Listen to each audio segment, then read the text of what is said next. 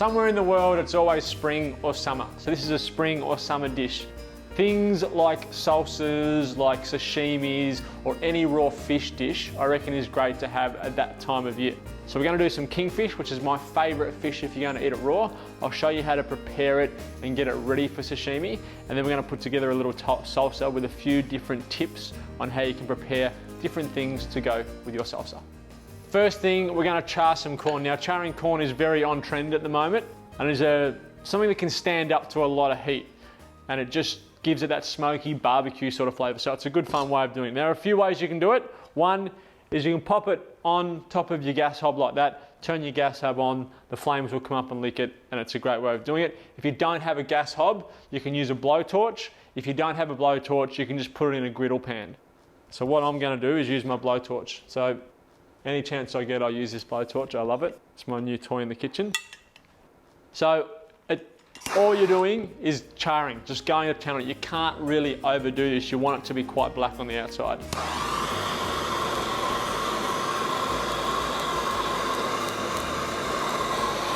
Once you've charred it up, take it off, cut it in half.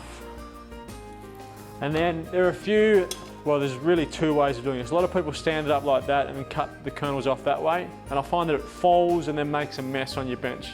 So turn it over flat and cut your kernels off that way. That way you can control where they fall a lot more.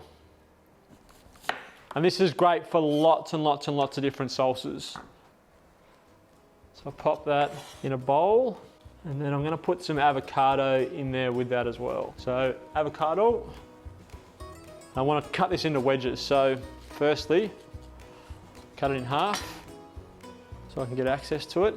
And then I find the best way, if you are doing it in wedges, is actually cut it into the wedge in the skin. So the skin keeps everything in place, and then you can just take the skin off. And do the rest of the wedges. Skin off, put that in. And then as soon as I get my wedges in, I'm just gonna squeeze some lime juice on top of them. We'll put some oil on there as well. Some of our lemon infused oil.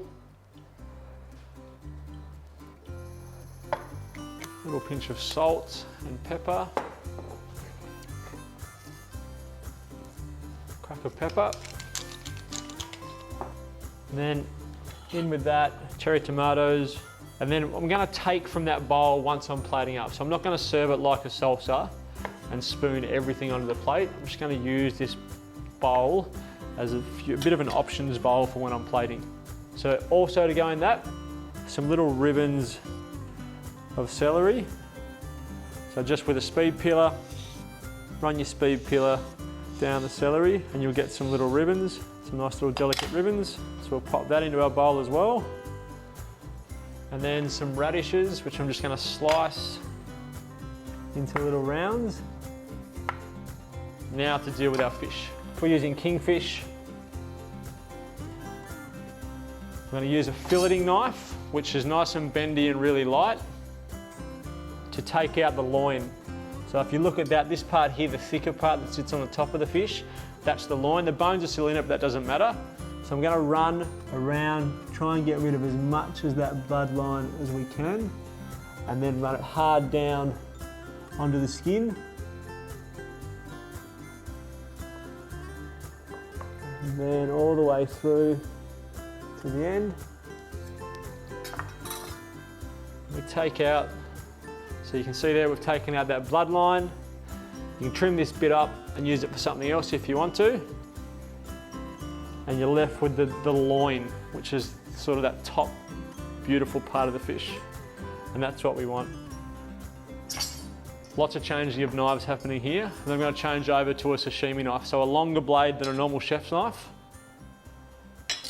One side is flat with no bevel on it. The other side has a bevel.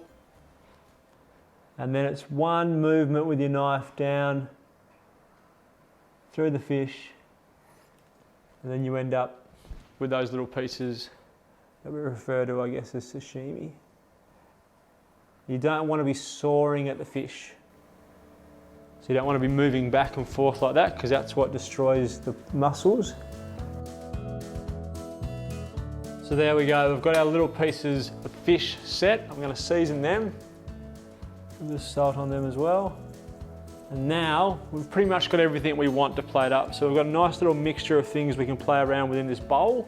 We've got our fish. I'm gonna use some Kewpie mayonnaise, which is a Japanese mayonnaise using mirin. I'll use this plate to plate up.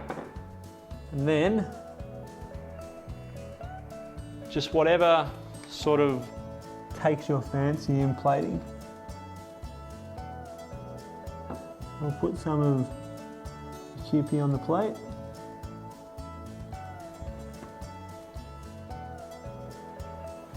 Some other pieces of fish. Then the avocado. So it's that creaminess of the avocado that goes so well with a dish like this, I think. Some of that charred corn. Some of the cherry tomatoes. You know that everything that you've put together is going to taste yummy. So it's really about just making it look pretty. Doing your best to make it look as pretty as you can. Those radishes. So that's the good thing, I guess, about having a bowl like this and just putting in the bowl flavors that you know are going to work well with each other. So then it doesn't matter what you take from the bowl to put on the plate, you know it's going to work. A little bit more Kewpie. And then just some shiso, which is a little micro herb, which is nice and peppery. I'll snip some of that off. And then place a few leaves of shiso on the plate. Capers and fish are a great combination. So just drop a few of those baby capers in on top of the fish so you can get them as you work your way through the dish. There we go. What should we call it? So, I've got no idea. Let's just say it's yummy. Give it a go.